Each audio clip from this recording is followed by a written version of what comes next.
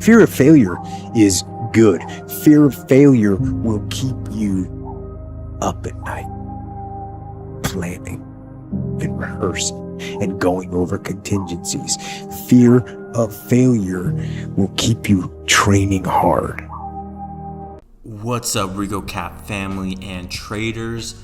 We're back for a weekly update, kind of going over our week with trading, what happened in the market, and what we're kind of looking forward to next week.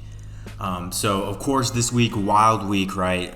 We had CPI and PPI as the main news we were watching for and kind of seeing what those numbers look like. So this was a very important week going kind of into next week for the Fed meeting, and if we're going to cut rates or, how that's going to go. It's all eyes on Powell now.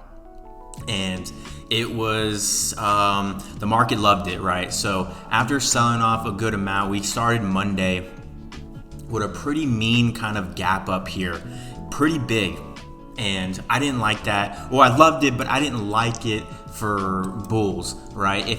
If I'm bullish, I want a clean move up with no gaps lingering. So Monday we came out and I was pretty scared knowing, if we came out here today above these demands, we have this huge lingering gap down here, and I just can't go long. I can't seem to, want to be long knowing we're just hovering over the gaps right here. And as you can see from right here, and the auto gap's still on. We still have some of the gap right here, as you can see.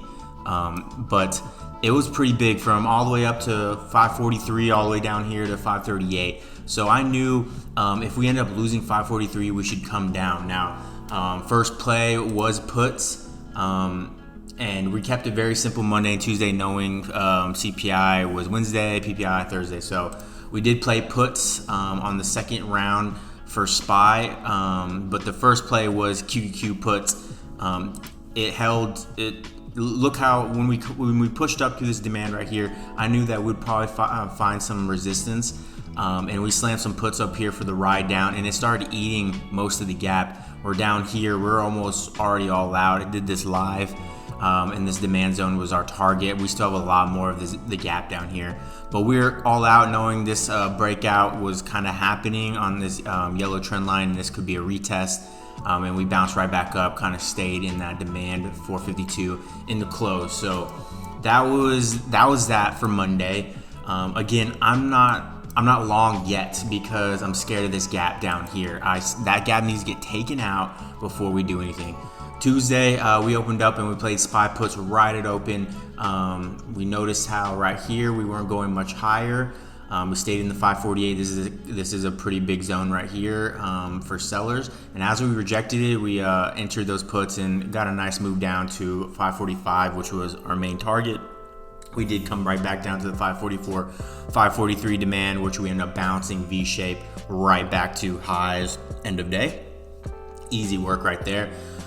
Keeping it short, simple, and profitable. Now, the bigger day for us was Wednesday. As CPI comes out, we're inside of this 548, and if you just completely ignore the nonsense of the news and all things, and just stick to the zone, stick to my strategy, and just play zone to zone, this is how we banked nicely on Wednesday.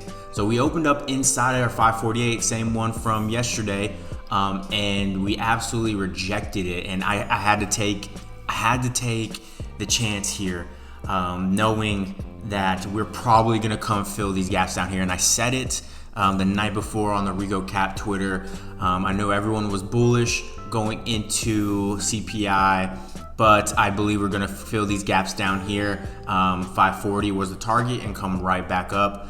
And that's exactly what we did. So we slammed 2 sets of puts, and I even gave out some free puts plays on the main Twitter as well. We dumped all the way down and we filled most of the gap. That's where we filled on most of the gap for SPY right there.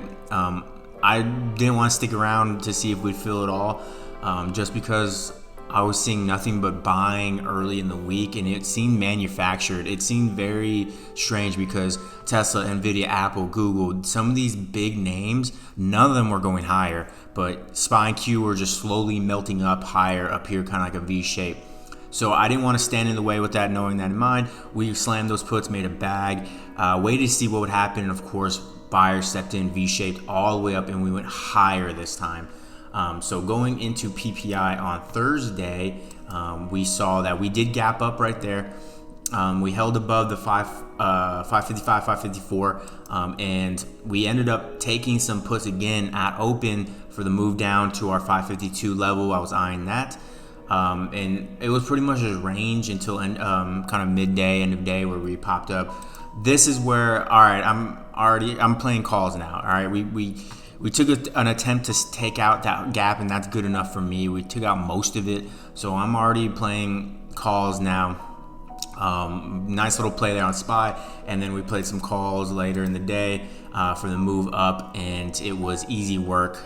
We played it on QQQ up here. Huge move, and so it was a good day. Moving on to Thursday. Moving on to Thursday, Friday. So pretty much after that, it was just zone to zone. We held that QQQ down here, played calls up to it. Thursday, I think we only just touched SPY. What we did was we opened up at our 560. I saw wicks down here. Buyers stepped in early. I knew we had support at 558 and then possibly this, demand. So as a lotto and as a kind of riskier thing, we obviously sized smaller. I went for it. We slammed those calls out open for a ride to 561, 562, and that's exactly what we got, and we banked on that. So very good week for us. Very tough week. This is a very tough, tricky week. We made it through, and next week is what's going to be the crazy week. Now, our Fed's going to cut rates, and by how much, that's going to determine. SPY is at near all-time highs right now. 565, I think 15, not 16, is all-time highs. We have one supply zone standing in our way, and then it's all-time highs. And of course, you need to understand when things like this align. Hopefully in your mind right now, you're thinking, okay, wow, we have the Fed meeting. They're about to cut rates. We're near all-time highs. The stars are aligning. This is crazy. No, this happens all the time. You need to be looking for when the stars align. You need to be looking for when these things are setting up, because it's not random. Everything is for a reason, and that's exactly what we're looking for. So this next week, you can make a lot of money knowing the stars are aligning in our favor, and we just got to be on the right side, obviously. So for us, it's very easy for SPY. We're looking at these zones right here above 562.33. We should run to 564, 563. From there, nothing's going to stop us if we get above 564.30, except for all-time high, which was 565, 15, 16. There isn't much selling liquidity up there, but the sellers, the only thing is the buyers that got trapped up there are now probably going to be sellers, right? They've been down on their position for what it seems to be about a month, or I would say about a month. Let's just say a month. Say you got into your position and immediately were down, and you're holding for a month. A lot of those people are going to sell the second they get in profit. So expect these sellers to put up a fight kind of up here to get out, and the buyers need to sweep them and get out of here. So that's what I'm looking for. It's going to be a very tricky week. We're going to take it day by day, and we're just going to continue to trust the zones and win. That's all we can really do, and look for high conviction setups as well with individual names. Other than that, trust the zones. Like I said, we're looking for things like that. SPY is a lot stronger than Q, but purple line Q, we're there at a purple line, and purple line for us is a level I've seen watching the tape live when both sides, sellers and call buyers, are hitting the tape, lighting up a one specific level. So that means on both sides they are agreeing at one level, and that usually tells us that one level is either a huge rejection site or a huge launch pad. And we've seen this time and time again. Purple line down here, notice how when Q came down to that purple line and then it came all the way back up, huge support right there, launch pad all the way up to that move. So looks like Q's trying to do the same thing. Above this level, we're running back to 477, 478. From there, 481, not much in our way.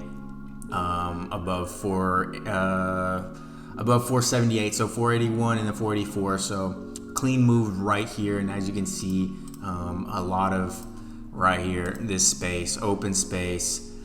You should be able to see the opportunity there where we could just run there. So as long as we get above 478.39 on QQQ, slam those calls for a ride to 484, 482 area. That's a $4 to $6 move.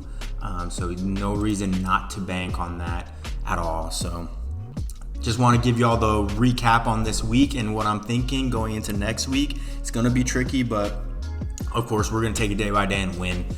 Trust the zones, and together as a team, you know, that's what I love about the RicoCap family. We're just helping each other out, making money, and doing less. So hopefully you like this recap. Give it a thumbs up, like, comment, whatever, subscribe, and I'll see you on the next video.